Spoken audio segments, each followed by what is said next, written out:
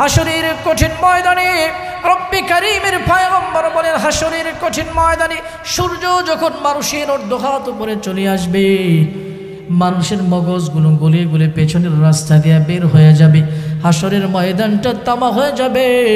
আখিরি জামানার পয়গম্বর বলেন, ওই কঠিন সময়ের সময় রব্বে কারীম 7 প্রকার মানুষকে আল্লাহর আরশের নিচে ছায়া দিবে। পড়েন সুবহানাল্লাহ। 9 কোটি 30 লক্ষ মাইল উপরে বিজ্ঞানীদের তথ্য অনুযায়ী সূর্যটা 9 কোটি 30 লক্ষ মাইল উপর থেকে একটা সূর্য যখন আলো দেয়, ওই সূর্যের তাপে মাথার মগজটা মনে হয় গলে যাইতেছে। মানুষগুলো যখন রৌদ্রের মধ্যে হাঁটতে থাকে, উপরে ছাতা নিয়ে বের হয়ে, কথা বলেন ঠিক কিনা? সূর্য যখন উপর থেকে কিরণ দেয়, সূর্য যখন তার ব্রাইটনেস ছড়ায়, মানুষগুলো কেমন জানি দৌড়াদৌড়ি শুরু করে দেয়। ক্ষেতের মাঝে কৃষকগুলো যখন কাজ করতে থাকে, ওই মানুষগুলো কাজগুলো ছেড়ে ছায়ার নিচে আশ্রয় নেয়।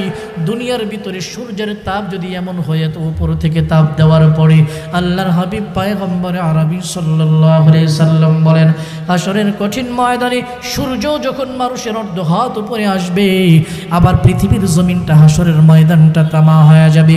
কঠিন এমন সময়ের মধ্যে মানুষের মগজগুলো গলে গলে পেছনের রাস্তা দিয়ে বের হয়ে যাবে।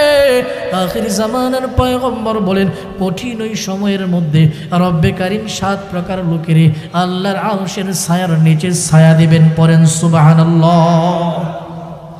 ওই সময় কত প্রকার লোক আরশের নিচে স্থান পাবে? জোরে বলেন, আর একটু জোরে বলেন, কত প্রকার?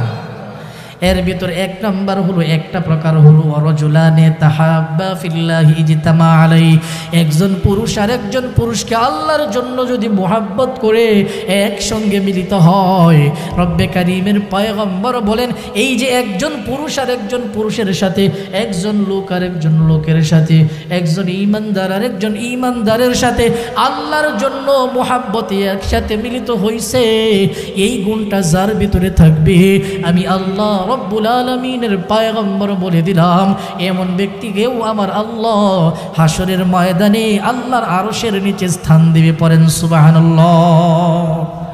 हकीकत से तो दुनिया बेखबर है, दुनिया की नुमाइश पर नजर है, नमी गोया कि अज दुनिया जुदा बाश भर करे के बाशी बा खुदा। जोरे जोरे पढ़ेन अल्लाहु আকবার।